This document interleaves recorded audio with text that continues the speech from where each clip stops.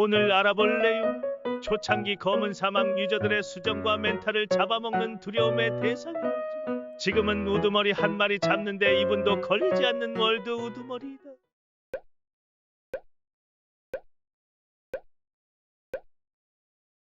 검은 사막에는 세 종류의 우두머리가 존재하는데 소환서로 소환해서 개인이나 파티를 해서 잡는 소환서 보스, 랜덤한 시간에 정해진 장소에 등장하는 필드 우두머리, 일정한 시간에 정해진 장소에서 소환이 되어 월드의 모든 유저들과 함께 잡는 월드 우두머리 보스가 있다. 오늘은 이 월드 우두머리에 대해서만 다루어 볼까 한다. 초창기 월드 우두머리 보스는 젠되는 시간이 학교 시간표 마냥 정해진 대로 나오지 않고 점검 후 몇 시간 이내 랜덤으로 젠되거나 월드 우두머리가 사망 후 몇 시간 이내 랜덤한 시간에 공지 후 30분 후에 등장했다. 또한 30분 후면 보스들이 자동으로 사라졌는데 지금이야 강화 보스가 뜨든 말든 많이 걸려도 10분 안에 잡지만 옛날에 강화된 보스가 뜨는 순간 30분 내내 딜을 해도 못 잡는 경우가 더러 있다. 어찌어찌 딜을 해서 잡아도 각종 보상 상자는 상위 70명에게만 루시되었는데 수정이 깨져가며 딜을 해도 상위 70명에 들지 못하면 보상보다 수정값이 더 나가곤 했다. 이후 18년 5월 패치 후 모든 월드 우두머리의 등장 시간 동안 월드 우두머리에 참여한 유저들 전원 룻 가능 패치를 진행했다. 우두머리 시간표가 고정되어 유저들 모두가 룻을 할 수 있는 기회를 얻었지만 하위 10%의 딜을 한 유저들은 보스 무기 상자를 얻지 못했고 고정된 시간에 등장한다 해도 크자카, 누베르가 같이 등장하는 시간 되면 크자카를 잡고 8세대 준마를 타고 모레알 바자르를 지나 사막을 가로질러 도착하면 이상한 고블린 NPC만이 반겨주는 상황이 빈번히 발생했다. 이때를 기점으로 각 보스가 나오는 지점에 부캐를 세워두는 주차 캐릭이라는 것이 하나의 문화로 자리 잡았다. 2014년 오픈 베타를 시작한 지 1년 뒤인 2015년 5월 14일 검은 사막의 첫 월드 우두머리인 부패의 군주 크자카가 추가되었다. 첫 월드 우두머리인 만큼 상당히 임팩트가 컸는데 기존에는 볼 수 없었던 유저들을 압도하는 크기와 다양한 패턴들로 흡사 몬스터 헌터를 플레이하는 듯한 착각을 주었다. 난이도도 높은 편이 아니었고 첫 월드 우두머리이다 보니 대부분의 유저들이 크자카를 잡는데 어려움은 없었다. 하지만 월드 우두머리라는 타이틀 때문인지 몇 번의 광역 직사 패턴이 존재하긴 했으나 이 또한 피하는데 어렵지 않기 때문에 대수롭지 않게 넘어갔다.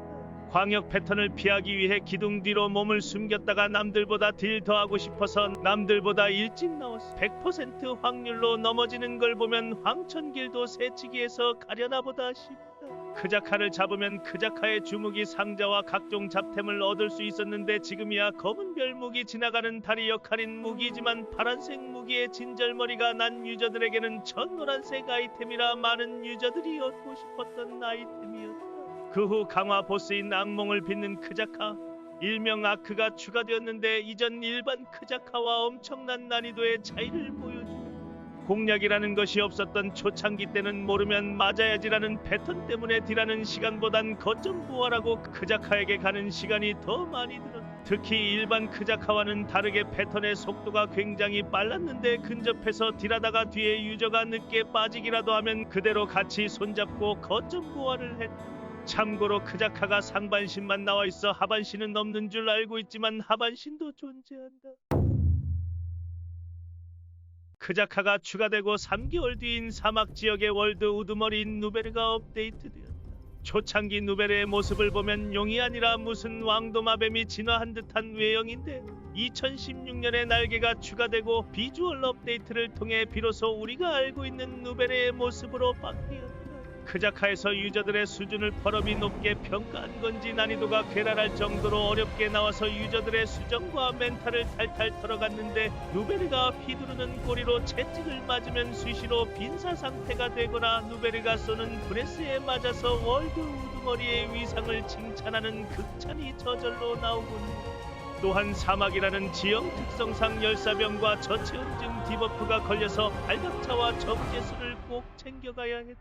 당시에는 무한무략인 오더와 오네트도 없던 시절이라 필수 중 필수였다. 일반 누베르는 그래도 견딜 만한 수준이었는데 비바람을 두르는 누베르 일명 비누의 등장은 고인물이든 뉴비든 한 방에 보내버리는 죽창 데미지와 패턴으로 평등 그 자체였는데 일명 페퍼로니 패턴으로 불리는 패턴은 누베르 주변에 빨간색 원이 엄청나게 많이 뜨는데 원거리 공격과 이동기가 좋은 클래스들은 쉽게 피할 수 있지만 근접 공격에다가 이동기가 좋지 않은 클래스는 한 대라도 맞으면 그대로 누워서 모래찜질을 하게 된다. 또한 체력이 50%가 되면 비누가 분신술을 사용하는데 분신이라서 약하고 패턴이 단조로울 것 같지만 패턴 데미지 모두 똑같다. 그냥 비누가 2마리로 늘어났다고 생각하면 편하다. 비누가 소환되고 20분 이내로 못 잡으면 폭주를 하는데 이때 폭주 메시지와 함께 초광역 즉사 패턴이 나오는데 무슨 사막 한가운데 핵폭탄 터진 거 마냥 범위가 넓어서 아무리 기동성이 좋은 캐릭터라고 해도 피하기 어렵다. 비누는 다른 강화 보스와 다르게 의상 보물 중 하나인 누벨리칸트를 만들기 위한 재료들을 얻을 수 있기 때문에 고인물 유저들은 다른 보스는 스킵하더라도 비누는 꼭 잡는다. 누베르가 업데이트되고 2개월 뒤 하피들의 우두머리인 카란다가 업데이트되었다. 펄업은 누베르에서 악랄한 패턴과 무지막지한 딜 때문에 유저들이 고통받는다는 걸 인지했는지 카란다에서는 패턴이 굉장히 단조로워졌다. 총 5개의 패턴을 가지고 있지만 광역기 패턴인 자기 중심의 깃털을 날리는 패턴 말고는 피할 필요가 없다. 하지만 문제는 이 시기의 워리어 각성 업데이트와 맞물려 각성 무기 상자를 드랍하는 카란다를 잡기 위해 많은 유저들이 왔는데 유저들이 하도 많아서 렉과 프레임 드랍 문제가 심해서 패턴을 피하려고 스킬을 쓰면 3초 뒤에 움직이고 또한 유저 간의 길막 때문에 억울한 죽음을 당하고 채팅으로 하니 길막 누구냐라고 말하고 얼마 후 카란다의 강화 형태인 폭풍을 노래하는 카란다 일명 포카가 업데이트됐다. 일반 카란다가 너무 샌드백 같아 보였는지 펄업은 또 괴랄한 성능으로 내놓았는데 패턴은 조금만 숙지하면 다 피할 수 있는 정도의 난이도였지만 모든 패턴이 한 번만 맞으면 골로 가는 즉사기로만 이루어져 있었다. 일반 카란다에서는 패턴들이 다 맞을만해서 그냥 맞고 플레이해도 됐지만 포카부터는 매 패턴 순간순간이 스치면 치명타로 탈바꿈 했다. 특히 포카가 유저들을 날려버리는 패턴이 있는데 데미지도 데미지이지만 이 패턴으로부터 살아남아도 포카가 산 아래쪽까지 날려버리기 때문에 등산을 해야 하는 번거로움이 있다. 몇몇 유저들은 놀이기구를 타는 심정으로 난다요를 채팅창으로 치기도 한다. 2016년 8월 고대병기의 최종 시리즈인 쿠툼이 업데이트됐다. 쿠툼은 일반적으로 펄업이 어느 정도 스펙을 갖춘 유저들을 기준으로 만들어서 멋모르고 간 뉴비들은 그대로 쿠툼의 동굴을 무덤으로 쓰곤 했는데 이러한 쿠툼을 잡기 위해 간 유저들은 모든 공격에 CC기 범벅을 해놓은 공격에 정신을 못 차렸다. 범위도 상당히 넓었기 때문에 잠깐만 방심하면 죽어버리곤 했다. 이후 먹구름을 피우는 쿠툼 일명 먹구가 업데이트되었는데 검은 사막 월드 우두머리 중 최초로 사이버 유격 시스템이 도입되었다. 먹구가 체력이 일정 이하로 내려가면 땅속에 들어가서 작은 쿠툼을 소환하는데 이때 작은 쿠툼이 드랍하는 몽연의 조각이라는 걸 고대의 눈에 상호작용해서 쿠툼을 약화시켜야 한다. 대부분의 유저들이 누군가 하겠지라는 마인드로 가만히 있다가 다같이 즉사 광역기 맞고 쿠툼 동굴에 순장되어버리는 눈물나는 광경이 펼쳐지곤 한다. 다른 패턴으로는 터지면 광역딜을 주는 전기구체를 생성하는데 다가가지 않으면 터지지 않지만 다른 유저가 닿기라도 한다면 주변에 있는 유저들이 빈사 상태가 되어 육격할 때 마지막 구호를 외치는 전우를 바라보는 심정으로 한숨만을 쉬게 된다. 또한 먹구가 서서히 죽음에 이르게 하는 먹구를 생성시킨다는 문구가 뜨면 자신에게 피가 일정 시간 동안 엄청나게 깎이는 디버프가 걸리는데 아무리 스펙이 좋아도 10초 정도 방치하면 너나 나나 할 것 없이 죽창이었기 때문에 빨리 해제해야 한다. 이를 해제하기 위해서는 디버프의 색깔에 맞는 방으로 들어가야 하는데 만약 다른 방으로 들어가면 디버프가 강화돼서 그대로 죽다. 여담으로 옆 동네 카드게임인 하스스톤의 크툰과 이름이 비슷해 초창기 쿠툼이 뜨면 을 외치는 유저들도 있다. 2017년 12월 카마실비아의 월드 우드머리인 노핀이 추가되었다. 원래 오피는 칸과 같이 길드 보스로만 잡을 수 있었지만 패치로 인해 모든 유저들이 잡을 수 있는 우두머리로 바뀌었다. 크자카 다음으로 주무기를 주는 보스로 나와서 인기가 많았지만 2019 검은별 주무기 추가로 인해 가는 사람만 가는 보스가 되었다. 오핀은 총 2페이지가 존재하는데 미루먹 오핀의 한쪽 다리가 쓰러지면 내부에 탑승 중이던 오핀 테트가 나온다. 이때 미루먹 오핀의 결계를 화승총으로 맞춰서 부수고 오핀 테트를 다시 잡는다. 보통은 화승총 부분에서 끝이 난다. 인기가 없는 보스라 그런가 버그가 상당히 많은 보스로 유명한데 실드 타겟팅 버그, 룻버그 등 보상이 맘에 안 들어서 안 가는 보스가 아니라 버그 때문에 안 간다는 말이 있을 정도이다. 2018년 3월 들어간의 월드 우두머리이자 검은 사막 유저들의 인생 로또 중 하나인 가모스가 업데이트되었다. 누베르와 비슷한 형태인 용의 모양으로 원래는 들어간 업데이트와 동시에 나올 계획이었지만 버그 사막의 특성상 2주 뒤에야 월드 우두머리로 추가되었다. 시작부터 불안했던 가모스는 그의 명색을 이어갔는데 신규 보스가 그러하듯 많은 유저들이 가모스를 보기 위해 몰리자 렉과 프레임 드랍이 남발했다. 지금 가모스의 패턴은 엄청나게 간소화된 것으로 원래는 엄청 복잡했다. 가모스가 소환되기 전에 조각상이 먼저 생성되는데 중앙에 조각상을 부수면 가모스가 내려온다.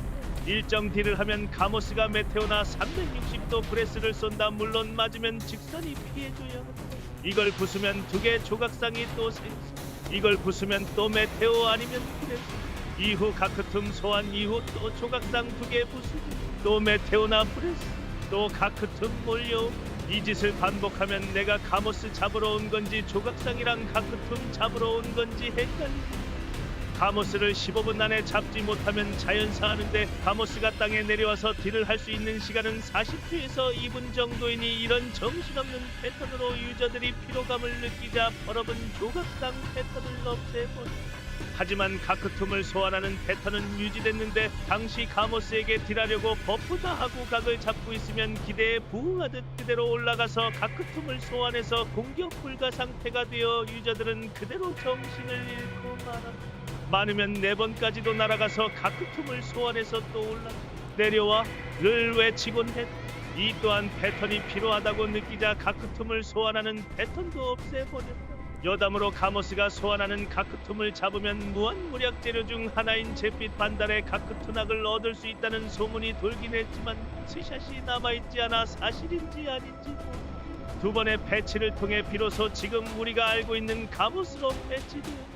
가모스가 드랍하는 아이템 중 가모스의 심장이 있는데 이게 바로 검은 사막의 로또로서 항상 먹는 사람은 계속 먹는데 못 먹는 사람은 가모스가 업데이트된 이후부터 지금까지 못 먹는 사람이 즐겨. 성능은 쿠툼의 심장, 가란다의 심장과 같이 수정을 뚫어주는 계량석 역할인데 각성 무기에 바르면 수정을 2칸이나 뚫어주고 치명타 피해량을 3% 올려 보조 무기에 바르면 특수 공격 회피율과 최대 지구력, 최대 체력을 증가시켜주고 그래서 고인물 유저들이 스펙업을 하기 위해서는 무조건 얻어야 하는 아이템. 하지만 거래소를 보면 91억 은하임에도 불구하고 예약 구매가 500개씩 걸려있어서 웬만한 유저들은 엄두도 못 낸다. 2017년 4월 태초에 트롤 퀸트와 오거의 왕 무라카가 추가되었다. 이 둘을 같이 묶은 이유는 정말 인기가 없어서이다. 얼마나 인기가 없으면 무라카는 나무의 키조차 존재하지 않는다. 일단 보상부터 보자면 대표적으로 돌연변이 증폭제와 희미한 오거의 반지를 드랍하는데 돌연변이 증폭제는 100개를 모아가면 오거의 반지로 교환해주고 희미한 오거의 반지는 랜덤한 확률로 오거의 반지를 준다. 돌연변이 증폭제를 100개 얻으려면 최소 퀸트와 무라카를 5번은 잡아야 하고 희미한 오거의 반지에서 완제가 나올 확률은 랜덤이니 잡으러 갈 시간에 사냥을 하는 게 더 낫다는 의견이 다. 이를 안타깝게 본 펄업은 모험일지의 퀸트를 잡아야 하는 퀘스트를 집어넣으면서 그나마 퀸트는 모험일지를 깨기 위해 가곤 하지만 무라카는 아무도 관심을 주지 않아 실상 버려진 우두머리라는 말도 있다. 2017년 9월 버그 그 자체로 태양 한가운데서 대륙 반대편 사막에까지 영향을 미치는 어마무시한 렉을 선사해줘서 잠정 폐지되었다가 2018년 8월에 다시 업데이트된 태양의 심장벨이다. 펄업은 태양의 월드 우두머리인 벨을 추가할 계획이라고 공지를 했다. 많은 유저들이 바다에서 우두머리를 잡는 캡틴이 되는 상상을 펼쳤지만 원피스 스카이피아 에피소드를 제작자가 감명 깊게 본 탓인지 버그로 인해 배가 하늘로 올라가는 버그와 퇴근 시간에 아파트 주차장 마냥 배를 주차하기 위해 주변 배들을 밀어내는 유저들까지 그야말로 혼돈 그 자체였다. 아무튼 간에 태양에서 배를 타고 대포로 데미지를 입혀 딜을 하는 구조인 벨은 접근성이 괴랄해서 뉴비들은 잡지 말라는 수준으로 만든 월드 우두머리였다.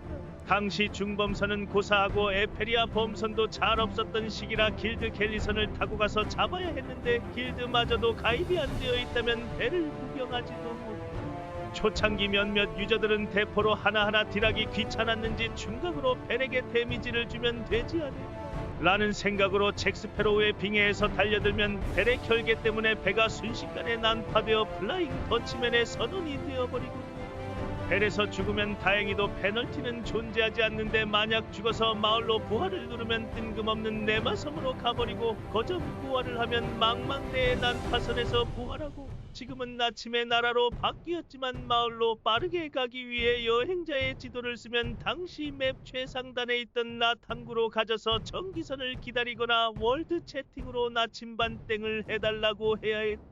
벨의 보상은 딜컷이 존재하기 때문에 일정 딜 이상 못하면 보상이 없어서 농땡이 피우는 게 불가능하다. 그래도 농땡이 피우는 방법이 존재하는데 바로 부대를 맺고 잡으면 부대원이 딜한 것이 합산되어 들어가서 농땡이 피우는 게 가능하다. 이렇게 잡은 벨의 보상은 응축된 벨의 마력이다. 이것으로 연금석 중 하나인 벨의 심장을 만들 수 있다. 벨의 심장 가격은 무려 113억으로 가모스의 심장보다 20억 정도 비싸다. 그 이유는 정령석 중 유일하게 방어력을 올려주고 개량을 통해 가호가 넘치는 벨로 개량하면 공격력을 3이나 올려주기 때문이다. 한 이유 때문에 벨의 심장은 연금석 엔드템으로 수요가 많아 많은 사람들이 찾는 아이템이다. 가모스와 반대로 경매장의 매물은 잘 마르지 않으니 정가도 가능하다. 우리 모두 월드 우두머리를 열심히 잡아서 검색 역전과 수입을 낭낭하게 챙겨